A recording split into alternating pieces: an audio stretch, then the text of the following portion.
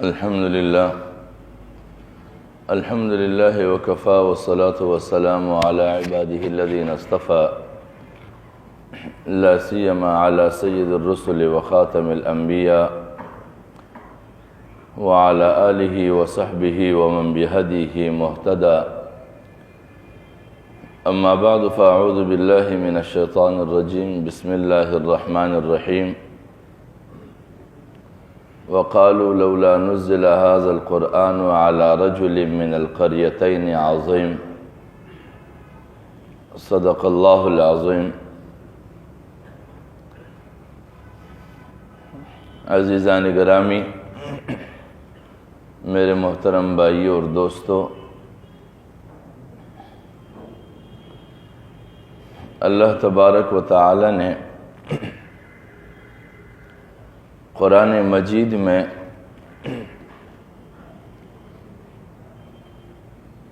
ایسے تمام حالات کا تذکرہ فرمایا ہے جن حالات اور واقعات سے پہلے قوموں کا پالا پڑا ہے اور پھر بعد میں انسانیت کا ایسے ہی حالات سے پالا پڑنا ہو، تاکہ آئندہ کی قومیں بھی ان حالات اور واقعات کو پڑھ کر اپنے لیے درست سمت کا تعین کر سکیں اور اپنے دور میں پیش آمدہ بیماریوں کی تشخیص کر سکے اور تشخیص کرنے میں آسانیاں ہوں۔ لہٰذا یہ بات سب سے اہم ہے کہ ہمارے اپنے ادوار میں ہم اس بات کا جائزہ لیں کہ ہمارے یہاں قوموں کی رہنمائی کے لیے معیار کس چیز کو سمجھا جاتا ہے۔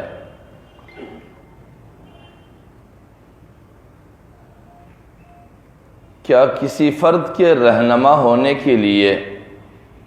یا رہنما ماننے کے لیے کچھ خود ساختہ معیار قائم کیے گئے ہیں، یا پھر واقعتاً کوئی ایسا معقول معیار ہے کہ جس کی معقولیت کو پیش نظر رکھتے ہوئے کسی بھی فرد کو اس معیار کی بنیاد پر پرکھا جائے اور اسے قومی رہنمائی کے لیے قبول کیا جائے یا مسترد کیا جائے؟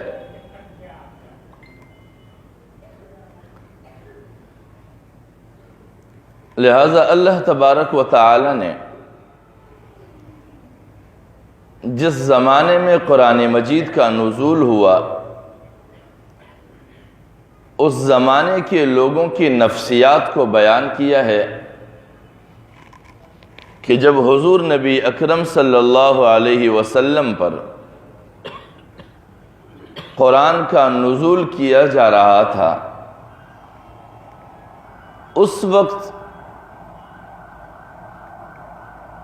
لوگوں کے نفسیات کیا تھے،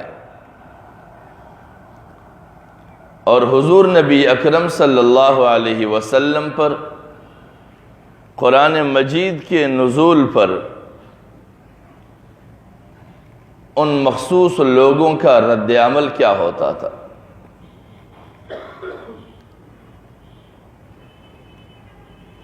حضور نبی اکرم صلی اللہ علیہ وسلم پر جب قرآن مجید کا نزول ہو رہا تھا تو کئی سارے سوالات اور اشکالات کے ساتھ ساتھ ایک اشکال یہ بھی تھا کہ جس کو قرآن مجید نے یوں بیان فرمایا ہے، وَقَالُوا لَوْلَا نُزِّلَ هَذَا الْقُرْآنُ عَلَى رَجُلٍ مِّنَ الْقَرْيَتَيْنِ عَظِيمٍ، کہ اگر قرآن کا نزول ہونا تھا تو پھر کیوں نہ دو بڑے شہروں کے بڑے لوگوں میں سے کسی آدمی پر کیوں نازل نہ ہوا؟ اور وہ بڑے دو شہر کون سے مانے جاتے تھے؟ ایک مکہ اور ایک طائف۔ اور اس زمانے میں لوگوں کی ذہنیتوں کے مطابق وہ بڑے لوگ کون تھے؟ وہ ایک ولید ابن مغیرہ تھے اور ایک اور فرد جو طائف سے تعلق تھا اس کا۔ ابن کثیر نے ان دونوں کا بیان کیا ہے کہ ان لوگوں کا تقاضا یہ تھا کہ ہمارے یہاں یہ بڑے لوگ ہیں تو پھر کیوں ان لوگوں پر نازل نہ ہوا؟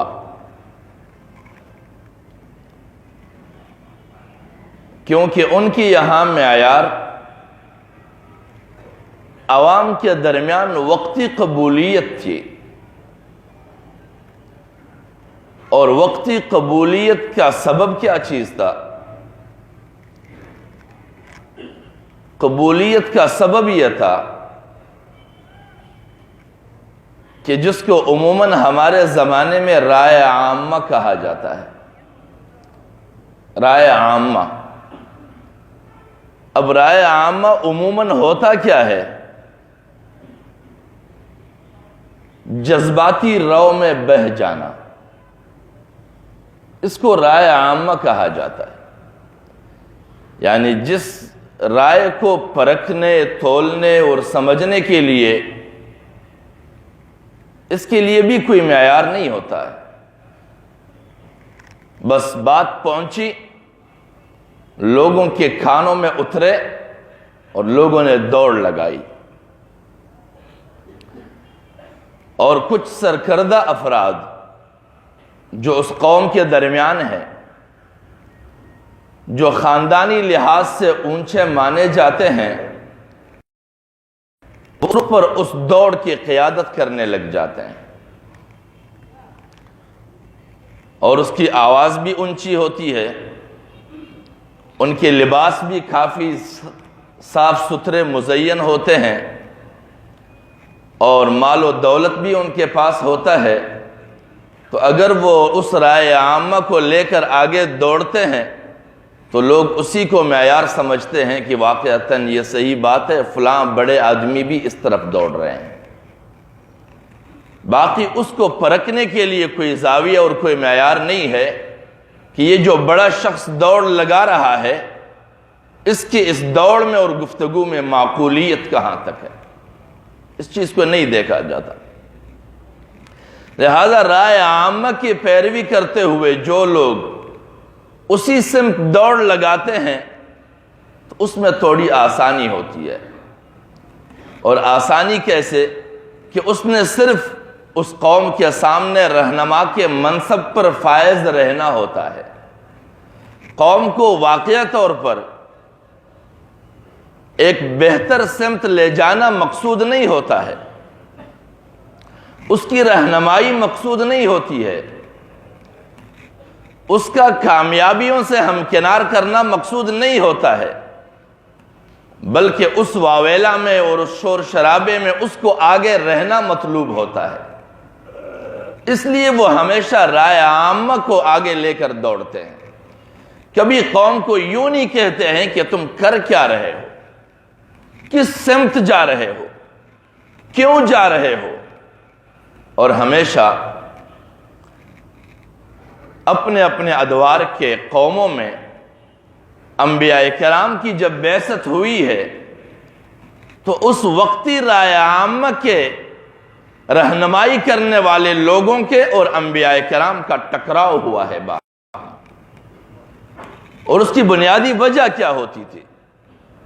کہ وہ رائے عامہ ان کی دماغوں میں راسخ ہو چکی ہوتی تھی، اور اس وقت کے رہنما اس کے یہاں اس لیے محبوب سمجھے جاتے تھے کہ وہ اس کے ہر مشغلے کے اور ہر دوڑ میں شامل رہتے تھے۔ لیکن انبیاء کرام ان کو منع کرتے تھے کہ غلط سمجھ جا رہے ہو، غلط کردار لیے ہوئے ہو، غلط اعمال کے مالک ہو، غلط روش کے مالک ہو. اور یہ چیزیں اور یہ باتیں ان کو ناگوار گزرتی تھی. اور پھر ان انبیاء کرام کے ساتھ کیا کچھ ہوتا تھا،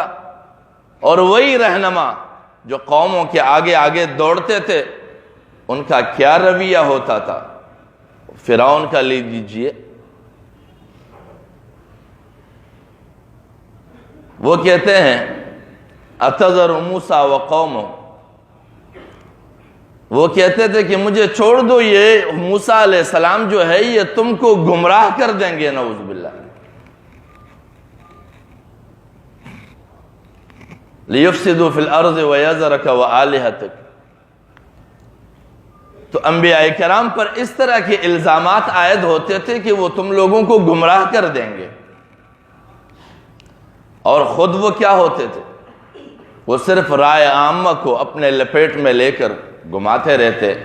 اور جب پھر اعتماد ایک عروج کو پہنچ جاتا قوم کا تو پھر وہ خدا بھی بن جاتے فرعون کی طرح. تو ہمارے مروجہ ادوار میں بھی اگر ایک طرف قرآن مجید نے اس طرح کے واقعات ہمارے سامنے رکھے ہیں کہ نبی اکرم صلی اللہ علیہ وسلم کے زمانے میں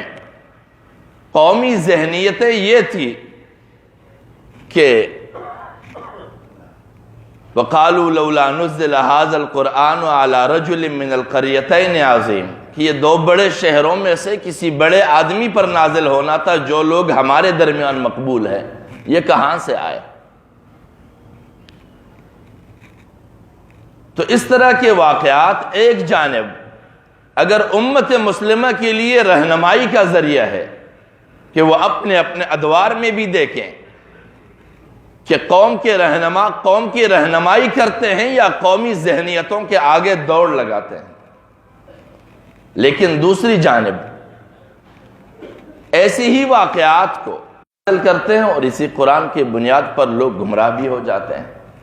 کیونکہ وہ انہی چیزوں کو لیتے ہیں جن چیزوں کے بنیاد پر اپنے اپنے ادوار کے بڑے لوگوں نے قوم کو گمراہ کیا. اور ہمارے لیے ہے کہ ہم ان آیتوں کو پیش نظر رکھیں تاکہ ہم اپنے ادوار کے جھوٹے لوگوں سے اپنے آپ کو چھڑا سکیں. لہذا یہ رہنما جو ہمیشہ رائے عامہ کے 2 قدم آگے دوڑتے ہیں، ان کا مقصد یہی ہوتا ہے کہ ہم اس منصب پر فائز رہیں، ہمیشہ ہم وہاں پائے جائے کہ ہم آگے ہوں، لوگ ہمارے پیچھے دوڑتے رہیں. کبھی یہ نہیں چاہتے کہ ہم رخ پلٹ کر قوم کو کہیں کہ رک جاؤ، دوڑ کہاں لگا رہے ہو، کرنے کیا جا رہے ہو اور اس کا انجام کیا ہوگا. کبھی یہ بھی سوچا ہے؟ اور ایسا کیوں نہیں کرتے ہیں؟ ایسا اس لیے نہیں کرتے ہیں کہ اسی آیت کے واقعے میں ہے وَقَالُوا لَوْلَا نُزِّلَ هَذَا الْقُرْآنُ عَلَى رَجُلٍ مِّنَ الْقَرْيَتَيْنِ عَظِيمٍ، کہ یہ 2 بڑے لوگوں میں سے جو ایک بندہ طائف سے جو تعلق رکھتے تھے، فتح مکہ کے بعد حضور نبی اکرم صلی اللہ علیہ وسلم نے طائف کا محاصرہ کروایا، لیکن وہ محاصرہ زیادہ وقت نہیں رہا اور حضور نبی اکرم صلی اللہ علیہ وسلم واپس مدینے چل پڑے. جب واپس مدینے کے لیے نکلے تو طائف سے جو بڑے شخصیت کا تعلق تھا وہ پہلے آگے نکلے اور مدینے پہنچنے سے پہلے رسول اللہ صلی اللہ علیہ وسلم سے اس نے ملاقات کی اور وہ مشرف بے اسلام ہوئے، اسلام قبول کیا اس نے، کیونکہ اللہ نے اس پر راز کھول دیا اسلام کا. اور جب اس نے اسلام قبول کیا تو حضور نبی اکرم صلی اللہ علیہ وسلم سے اجازت مانگی کہ مجھے واپس طائف کے جانب پلٹنے دیا جائے تاکہ میں اپنے قوم کو بھی یہی دعوت دوں اور انہیں بھی اسلام کے جانب بلاؤں. حضور نبی اکرم صلی اللہ علیہ وسلم نے فرمایا کہ وہ قوم تجھ سے نہیں جانا. تو وہ جواب میں کہنے لگے کہ وہ لوگ اپنے آنکھوں سے بھی زیادہ محبت میرے ساتھ رکھتے ہیں، اس لیے وہ میرے بات کو زمین پر نہیں ڈالیں گے، سنیں گے میرے بات کو۔ اور اجازت لے کر وہ پلٹ کے واپس طائف کے جانب آئے اور پورے قوم کو باہر بلایا، اور اونچے مقام پر کھڑے ہو کر اس نے حق کی دعوت دی ان کے سامنے، اور اس پورے قوم نے صرف اس بنیاد پر کہ اس نے رائے عامہ کی مخالفت کی اور حق کے جانب بلایا، سنجیدگی کی دعوت دی پہلی دفعہ، تو ان سب نے تیر کا نشانہ لگایا اس پر اور اس کو شہید کر دیا۔ کیوں؟ کہ اس وقت کے اس قوم کے ذہنوں میں راسخ ذہنیت کے خلاف بات کی اس نے۔ لہذا ہماری یہ پوری قومی رہنما جتنے بھی اس وقت قومی اذہان پر سوار چلتے پھرتے ہیں، چاہے وہ قومی لیڈران ہیں یا پھر وہ مذہبی رہنما ہیں، جھوٹ کے سوا کچھ نہیں بولتے ہیں، ایشوز کے تلاش میں رہتے ہیں کہ کب ایسا موقع ملے کہ ویسے ہی حالات بنے جس طرف ہم دوڑ لگائیں اور قوم اسی طرف دوڑ لگائیں، اور پھر ہر دفعہ ان کو خسارے کے علاوہ کچھ نہ ملے، اور پھر کیا ہو؟ وَمَكَرُوا مَكَرَ اللَّهِ، مکر پہ مکر کرتے رہے۔ جیسے حضرت نوح علیہ السلام کی دعا ہے کہ قَالَ نُوحُ رَبِّ إِنَّهُمْ عَصَوْنِي وَاتَّبَعُوا مَن لَّمْ يَزِدْهُ مَالُهُ وَوَلَدُهُ إِلَّا خَسَارًا، کہ وہ پیغمبر کی تو معصیت کرنے لگے، نافرمانی کرنے لگے، اور ایسے لوگوں کے اطاعت گزار بنے جنہوں نے ان کے مال کو بھی برباد کیا اور ان کی اولاد کو بھی برباد کیا۔ وَمَكَرُوا مَكْرًا كُبَّارًا، اور ہر دفعہ مکر پر مکر کھیلتے رہے۔ ہمارے قومی رہنماؤں کو دیکھے کہ ہر دفعہ ان کے جھوٹ آشکار ہونے کے بعد ایک نیا جھوٹ بولتے ہیں، ہر دفعہ ایک جھوٹ کے آشکار ہونے کے بعد نیا جھوٹ بولتے ہیں، اور ہر ایشو میں ناکام ہونے کے بعد نئے ایشو دیتے ہیں، اور وہ سب کے سب جھوٹ پر مبنی ہوتا ہے، اس کا کوئی مستقبل نہیں ہوتا۔ اور اسی لیے بتایا جاتا ہے، غالباً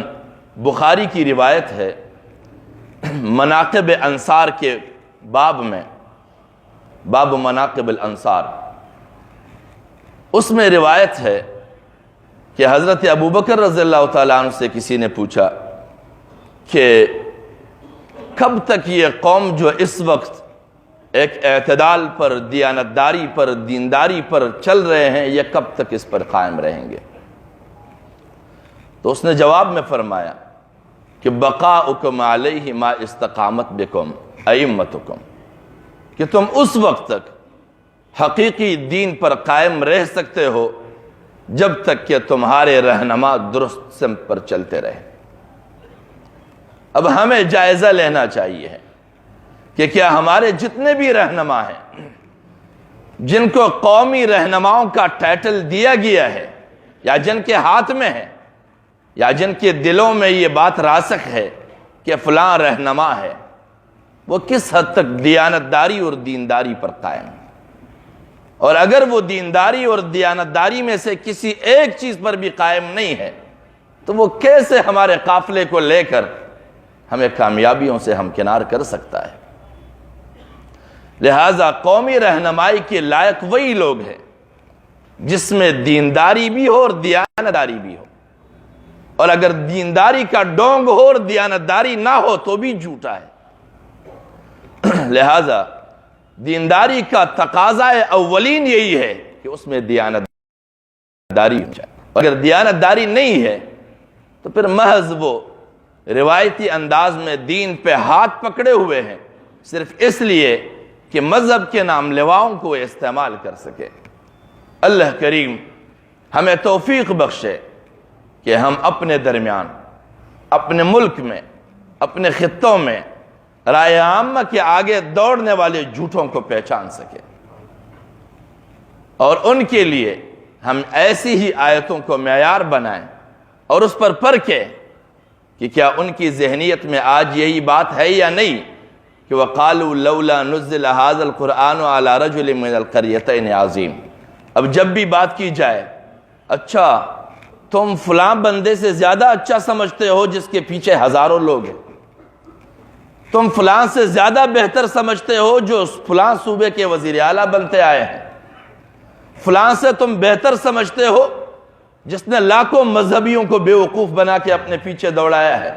معیار یہ چیز ہے، معیار یہ نہیں ہے کہ اس نے کتنے دفعہ قوم کو تباہی کے دہانے ڈالا ہے، معیار یہ نہیں ہے کہ وہ کتنے دفعہ آگے دوڑ لگا کر اس نے کھڈے میں گرایا ہے، معیار یہ نہیں ہے کہ اس نے کتنی مرتبہ مذہبیت کے نام پر قوم کو باہم دست و گریبان کرایا ہے، معیار یہ بھی نہیں ہے کہ وہ کتنے دفعہ حکمران بنے اور کتنے دفعہ قوم کو لوٹا ہے۔ اور آج بھی یہ معیار نہیں ہے کہ کون کس صف میں کہاں کھڑا ہے اور کیا کردار پیش کر رہا ہے اور کس کردار کا مالک ہے، اس کو بھی تو ذرا بنیاد بنانا چاہیے۔ لیکن نہیں، صرف یہ معیار ہے کہ کس کا باپ آگے تھا، کس کا دادا آگے تھا، آج کس کا بیٹا آگے ہے اور کتنے بیوقوف اس کے پیچھے لگے ہوئے ہیں۔ معیار یہ ہے۔ اللہ کریم ہمیں سمجھنے کی توفیق عطا فرمائے، ہمیں جذباتی کے بجائے سنجیدگی اختیار کرنے کی توفیق بخشے، اور ہمیں عقیدت علی وجہ المحبت سے نجات دلا کر عقیدت علی وجہ البصیرت کے مالک بنائے، کہ ہم بصیرت کی بنیاد پر عقیدت اختیار کریں، محبت کی بنیاد پہ نہیں، کیونکہ حبک شیء یعمی و یصم، کہ کسی چیز کی محبت بھی انسان کو اندھا بھی بنا دیتا ہے اور بیرا بھی بنا دیتا ہے، پھر نہ ان کی کوتاہیاں سننے دیتے ہیں اور نہ ان کی بدکرداری کو دیکھنے دیتے ہیں۔ وآخر دعوانا الحمدللہ رب العالمین۔